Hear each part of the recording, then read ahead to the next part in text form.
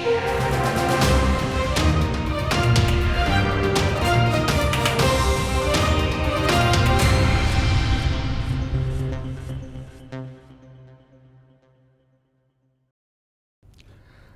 आप देख रहे हैं बिग न्यूज बिग शो। मैं हूं आपके साथ मुकेश राजपूत।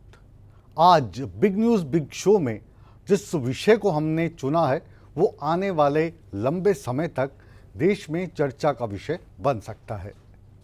जी हां, आज हम बात करेंगे यूनिफॉर्म सिविल कोड यानी यूसीसी की।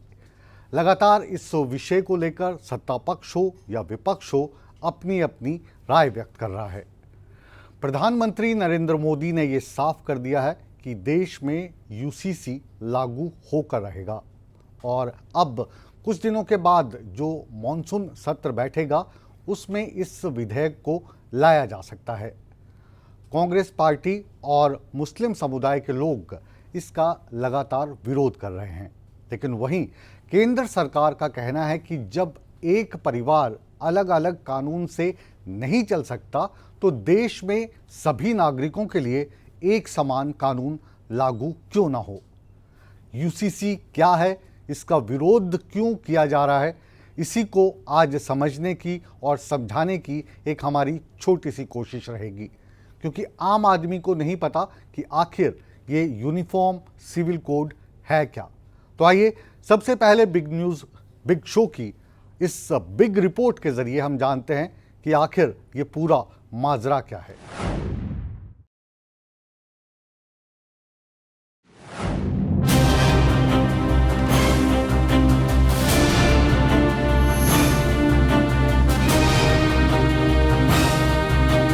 कि भारत के संविधान में भी नागरिकों के समान अधिकार की बात कही गई है।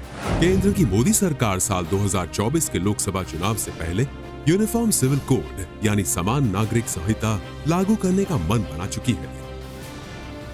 Law commission uniform civil code को लेकर राय शुमारी कर रहा है और फिर इसका ड्राफ्ट तैयार किया जाएगा। हालांकि ड्राफ्ट तैयार होने से पहले ही यूनिफॉर्म सिविल कोड पर सियासी घमासान छिड़ गया है। खासकर मुस्लिम समुदाय अभी ये यूनिफॉर्म सिविल कोड का विरोध कर रहा है। इस बीच देश के प्रधानमंत्री नरेंद्र मोदी ने साफ कर दिया है कि जब दो अलग कानूनों से एक घर नहीं चल सकता तो फिर अलग कानूनों से देश कैसे चल सकता है। यानी एक देश और एक कानून का फॉर्मूला ही सक्सेसफुल होगा। मतलब साफ है कि सरकार यूनिफॉर्म सिविल कोड पर किसी भी तरह से पीछे हटने को तैयार नहीं होगी। इतना ही नहीं, पीएम मोदी ने यूनिफॉर्म सिविल कोड को लेकर विपक्षी दलों पर मुस्लिमों को भड़काने का भी आरोप लगाया है। भारत के मुसलमान भाई बहनों को भी ये समझना होगा कि कौन से राजनीतिक दल उन्हें भड़का करके उनका फायदा लेने के लिए उनको बर्बाद कर रहे हैं। आजकल हम देख रहे हैं कि यूनिफॉर्म सिविल कोड के नाम पर ऐसे लोगों को भड़काने का काम हो रहा है। आप मुझे बताइए, एक घर में परिवार के एक सदस्य के लिए एक कानून हो, परिवार के दूसरे सदस्य के लिए दूसरा कानून हो, तो क्या वो घर चल पाएगा क्या? कभी भी चल पाएगा क्या? फिर ऐसी दोहरी व्यवस्था से देश कैसे चल पाएगा? हमें याद रखना है कि भारत के संविधान में भी नागरिकों के समान अधिकार की बात कही गई है। 3 तलाक का जिक्र करते हुए पीएम मोदी ने कहा है कि 3 तलाक खत्म होने से सिर्फ मुस्लिम बेटियों को फायदा नहीं होगा जो इसका शिकार हो रही हैं, बल्कि माँ बाप और भाई की भी तकलीफ कम होगी, जिनकी बेटियां शादी से 10 साल बाद 3 बार तलाक बोलकर छोड़ दी जाती हैं। मुझे लगता है, यानी देखिए, हमें थोड़ा अध्ययन करना चाहिए। मुझे लगता है कि जो भी 3 तलाक के पक्ष में बातें करते हैं, 3 तलाक की वकालत करते हैं, ये वोट बैंक भूखे लोग मुस्लिम बेटियों के साथ बहुत बड़ा अन्याय कर रहे हैं।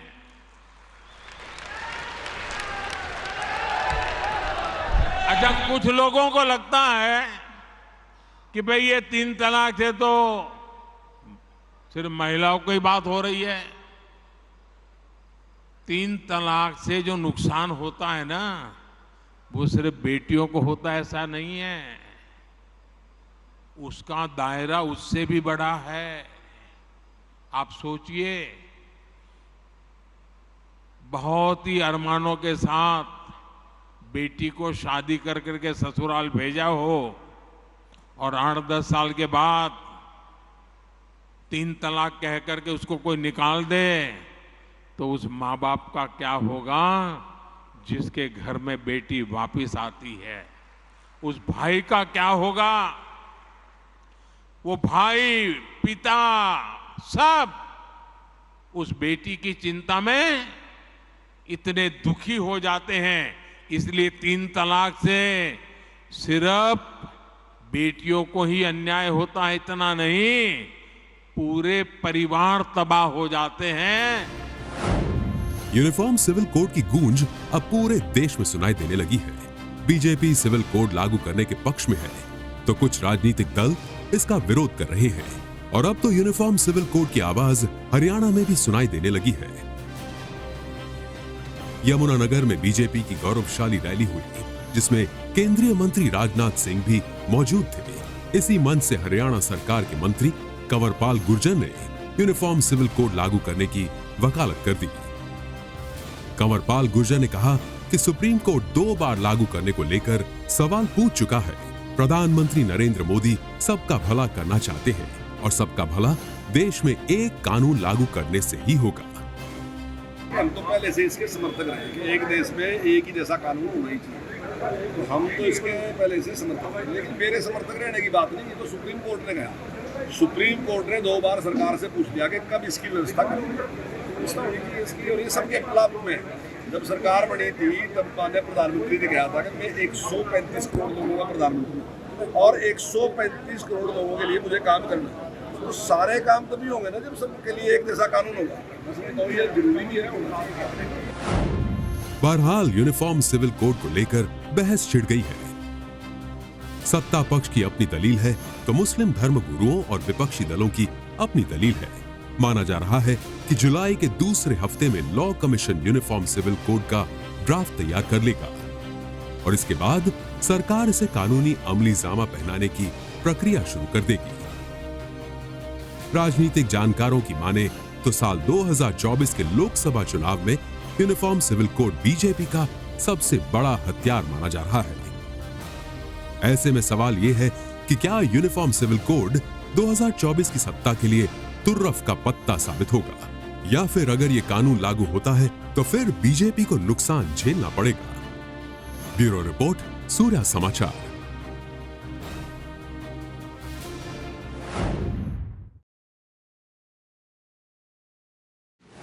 यूनिफॉर्म सिविल कोड यानी यूसीसी का ड्राफ्ट अभी तैयार नहीं हुआ है, लेकिन ड्राफ्ट तैयार होने से पहले ही सत्तारूढ़ पूरे तरीके से आश्वस्त है कि इस विधेयक को सदन में पास करवा लिया जाएगा। वहीं पर बिना ड्राफ्ट तैयार हुए ही विपक्ष इसको मुस्लिम लोगों के हक में कटौती करार दे रहा है। लेकिन असल में जब ड्राफ्ट ही तैयार नहीं हुआ तो इसका पक्ष या विपक्ष किस तरीके से हो सकता है, ये फिलहाल हमारी समझ में तो नहीं आ रहा। जब ड्राफ्ट तैयार होगा उसके क्या पॉजिटिव पॉइंट हैं, क्या नेगेटिव पॉइंट हैं, शायद चर्चा उसके बाद होनी चाहिए। लेकिन ये चर्चा यूसीसी पे नहीं बल्कि राजनीति पर हो रही है। यूसीसी है क्या, इसको ड्राफ्ट में किस तरीके से शामिल किया जा सकता है, ये जानने की कोशिश है हमारी ये खास रिपोर्ट।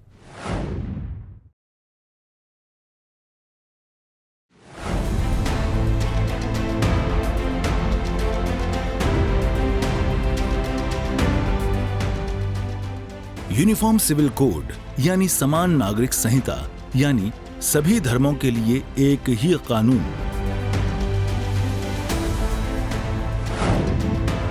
आमतौर पर किसी भी देश में 2 कानून होते हैं, क्रिमिनल लॉ और पर्सनल लॉ।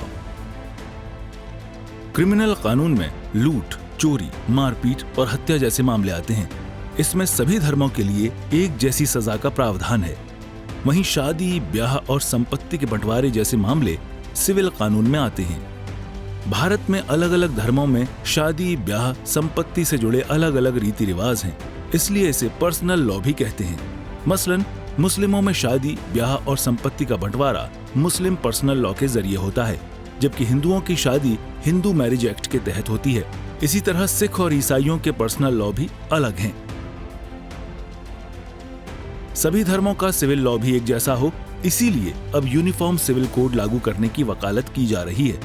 तो चलिए आपको बताते हैं कि यूनिफॉर्म सिविल कोड है क्या। दरअसल इसके तहत सभी धर्मों के सिविल कानून भी एक जैसे हो जाएंगे और हर धर्म के लोग इसे मानने के लिए बाध्य होंगे। यानी भारत के हर नागरिक के लिए एक जैसा कानून होगा, चाहे वो किसी धर्म, जाति या जेंडर का हो। सिविल यूनिफॉर्म कोड में एक ही शादी को मान्यता होगी। अभी मुस्लिमों में 4 शादियां होती हैं। शादी का ग्रामीण स्तर पर रजिस्ट्रेशन होगा। बिना रजिस्ट्रेशन शादी मान्य नहीं होगी। अभी मुस्लिमों में ऐसा नहीं होता है। शादी के लिए लड़की की उम्र एक होगी, चाहे वो किसी धर्म की क्यों ना हो। मसलन हिंदू धर्म में लड़की की शादी की उम्र 18 साल रखी गई है, जबकि मुस्लिमों में लड़कियों की शादी 15 साल में की जाती है। एक पत्नी के रहते हुए दूसरी शादी की इजाजत नहीं होगी। हिंदू मैरिज एक्ट में भी यही प्रावधान है, जबकि मुसलमानों में 4 शादियां होती हैं। यानी तलाक की प्रथा पर पूरी तरह से प्रतिबंध लग जाएगा। महिलाओं को अभी गोद लेने का अधिकार नहीं है, लेकिन यूनिफॉर्म सिविल कोड लागू होने के बाद महिलाओं को भी यह अधिकार होगा। यूनिफॉर्म सिविल कोड लागू होने के बाद संपत्ति के बंटवारे में बेटे और बेटियों के समान अधिकार होंगे। अब आपको बताते हैं कि किन किन देशों में समान नागरिक संहिता लागू है। जिन देशों ने यूनिफॉर्म सिविल कोड लागू किया है उसमें America, Ireland, Pakistan, Bangladesh, Malaysia, तुर्की, इंडोनेशिया, सूडान और मिस्र जैसे तमाम देशों के नाम शामिल हैं। ब्यूरो रिपोर्ट, सूर्या समाचार।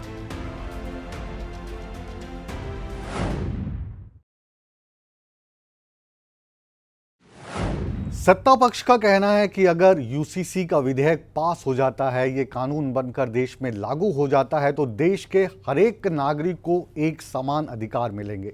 वहीं पर दूसरे पक्ष का और विपक्षी पार्टियों का कहना है कि यूसीसी के आने से जो धार्मिक निजता है, जो उनके हकूक हैं, उनको खत्म किया जाने का प्रयास है। यानी ये जो लड़ाई है कानून से ज़्यादा अब राजनीतिक रंग लेती जा रही है। यूसीसी का ड्राफ्ट फिलहाल आना बाकी है, जैसा हमने बताया, लेकिन इसके आने से पहले ही सत्ता पक्ष और विपक्षी दल बहस के लिए तैयार हैं। और ये बहस महज संसद तक सीमित होगी ऐसा भी नहीं है। ये बहस सड़कों पर भी हो सकती है, देश में बवाल भी हो सकता है। और कई जो विपक्षी नेता हैं उनका तो कहना है कि जैसे ही ये बिल आएगा देश में बवाल मच जाएगा।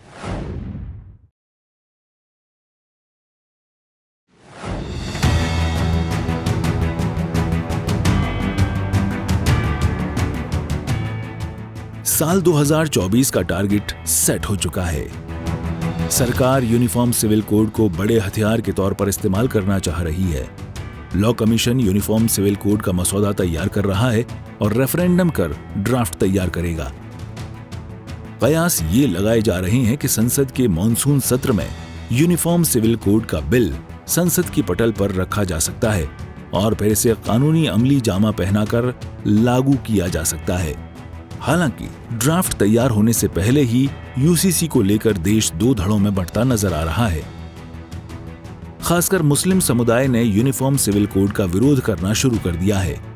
समर्थन और विरोध के बीच सरकार और विरोध करने वालों की अपनी अपनी दलीलें हैं और अपना अपना तर्क है।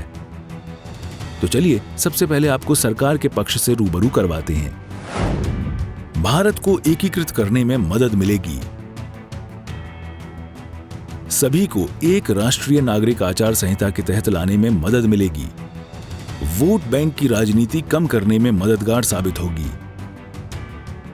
पर्सनल लॉ खत्म होकर एक न्याय प्रणाली होगी। भारत जाति धर्म से ऊपर उठकर विकसित राष्ट्र की ओर आगे बढ़ेगा।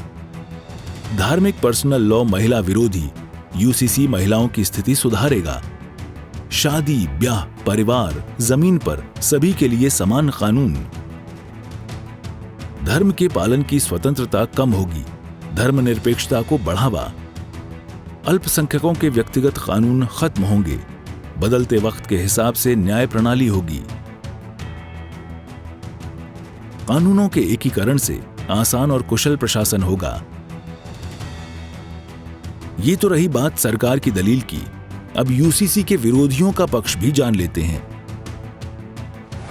अपनी पसंद के धर्म का पालन करने की संवैधानिक स्वतंत्रता का उल्लंघन करता है, जो धार्मिक समुदायों को अपने संबंधित व्यक्तिगत कानूनों का पालन करने की अनुमति देता है।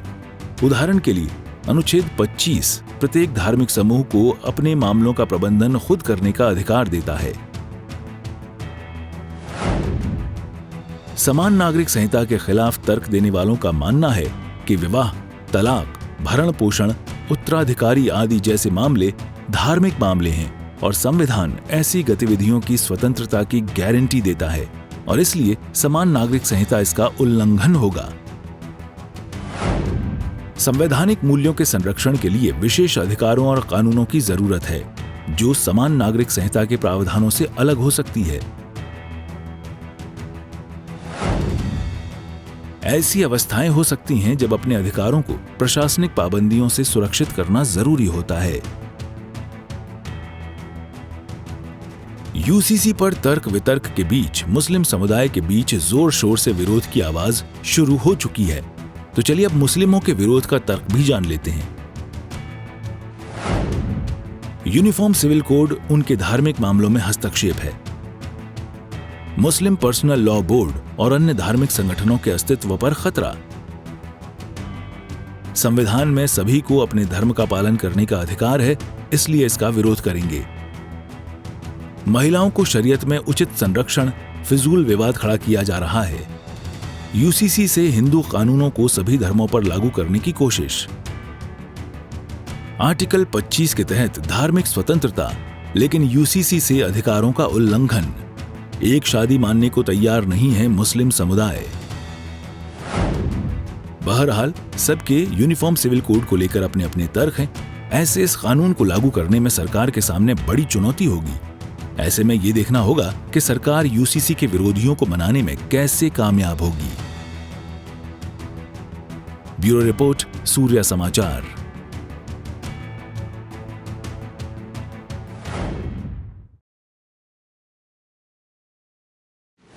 मसला कानून का है, मसला विधेयक का है, मसला यूनिफॉर्म सिविल कोड यानी यूसीसी का है। लेकिन इस मसले को लेकर हिंदू धर्मगुरु और मुस्लिम धर्मगुरु आमने सामने दिखाई देने लगे हैं।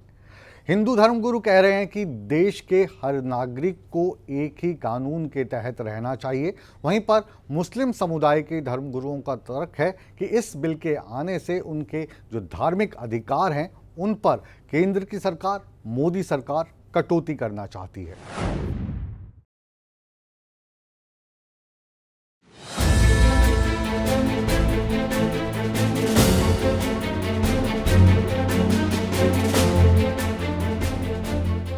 यूनिफॉर्म सिविल कोड को लेकर एक खेमा समर्थन कर रहा है तो दूसरा खेमा यूसीसी को लेकर सरकार पर हमलावर है। यूसीसी का ड्राफ्ट बेशक अभी तैयार नहीं हुआ हो, इसका वास्तविक स्वरूप बेशक सामने ना आया हो, हकीकत में इसमें क्या होगा ये किसी को पता ना हो, लेकिन संभावित नियमों को लेकर मुसलमानों में खासा नाराजगी है। मुस्लिम धर्मगुरु केंद्र की मोदी सरकार से यूसीसी ना लागू करने की अपील कर रहे हैं। इनकी दलील है कि इससे उनके धार्मिक अधिकारों पर प्रहार होगा। यूनिफॉर्म सिविल कोड का मामला फिर से गरमा रहा है और प्रधानमंत्री जी ने भी यूनिफॉर्म सिविल कोड यूसीसी को लागू करने की बात की है।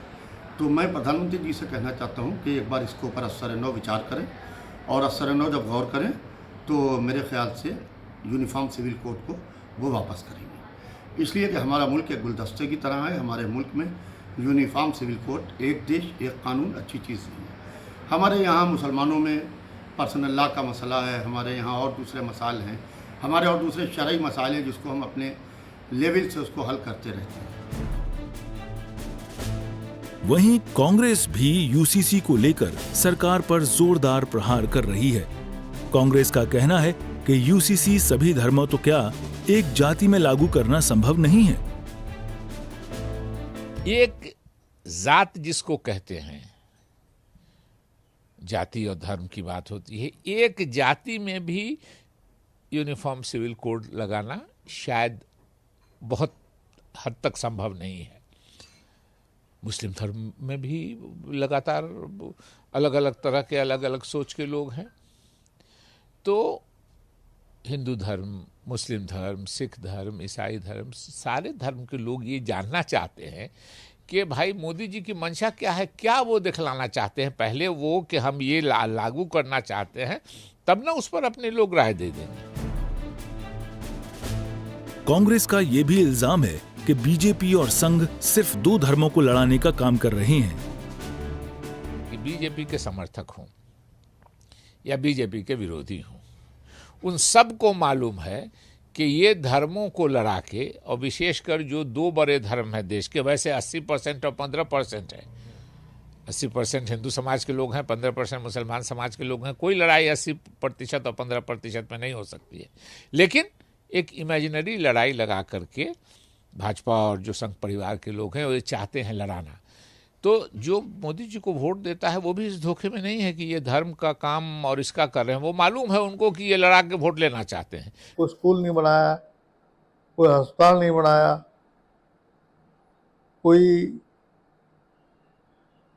विकास के बारे में कोई रोजगार देने की बात हो, कोई इन्होंने कारखाने बनाए हों, बिजली का उत्पादन किया हो, न्यूक्लियर पावर स्टेशन बनाए हों, तो लोगों का मन डाइवर्ट करने के लिए बेरोजगारी से, महंगाई से, भ्रष्टाचार से, तो ये नया मुद्दा कोई नया लेके आ जाते हैं। जैसे पिछली बार पुलवामा अटैक के नाम के ऊपर चुनाव जीत गए थे, तो ये एक इनका एक यूनिफॉर्म जो कोड ऑफ कंडक्ट है, ये कि भलाई के लिए नहीं कर रहे, ये अपनी कुर्सी बचाने के लिए कर रहे हैं। हिंदू धर्मगुरु यूसीसी को लागू करने की पुरजोर वकालत कर रहे हैं। इनकी अपनी दलील है कि एक ही देश के लोगों के लिए अलग अलग कानून क्यों।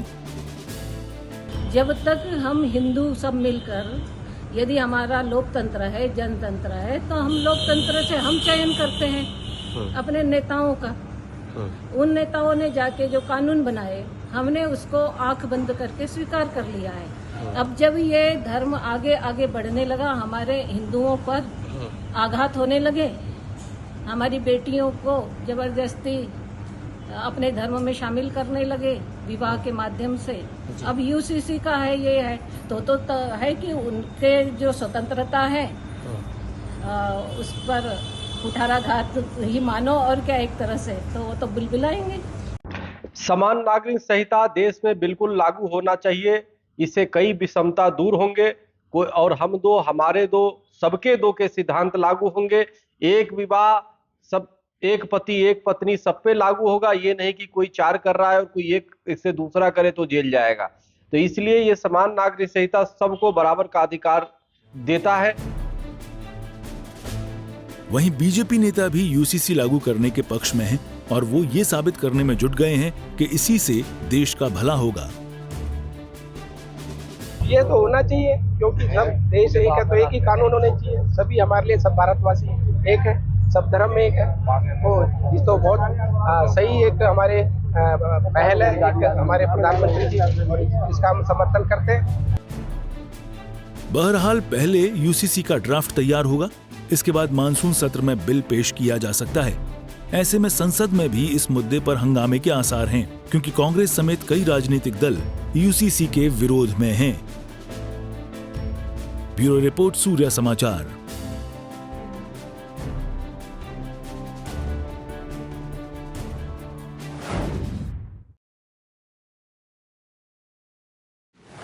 बहरहाल आज के बिग न्यूज़ बिग शो में हमने ये समझने की, आपको समझाने की कोशिश की कि आखिर यूनिफॉर्म सिविल कोड है क्या।